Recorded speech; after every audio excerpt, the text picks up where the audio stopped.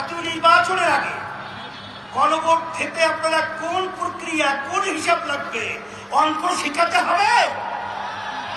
আজকে এনসিপিও চায় যে গণভোট আগে হবে, তারপর জাতীয় নির্বাচন হবে।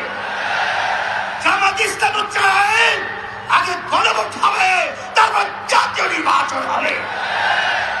শুধু একটা দল বিএনপি, তারা ভোট চায় কখন? জাতীয় নির্বাচনের দিন। বাংলাদেশের মানুষ বুঝে গেছে আপনাদের উদ্দেশ্য ভালো না। যদি আপনাদের উদ্দেশ্য ভালোই হয়ে থাকে, সেখানে আইনি ভিত্তির ব্যাপারে একমত আপনারা পোষণ করেছেন, সেখানে গণভোটে এত গরিবসী কেন? এটা জাতির কাছে পরিষ্কার হয়ে গেছে।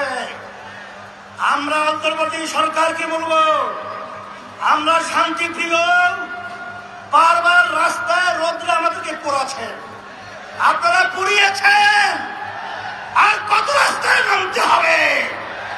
এরপরে পরামর্শ ভিত্তি আমরা বাংলাদেশের সর্বস্তরে মানুষদের নিয়ে এমন কর্মসূচি ঘোষণা করব, আপনার গণভোট জাতীয় নির্বাচনের আগে দিতে বাধ্য হবে। বাস্তবায়ন দাবি মানতে বাধ্য হবে ইনশাআল্লাহ। সেই দিক থেকে আমাদেরকে ও পথে আপনার হাঁটাবেন না, আমরা ও পথে হাঁটতে চাই না।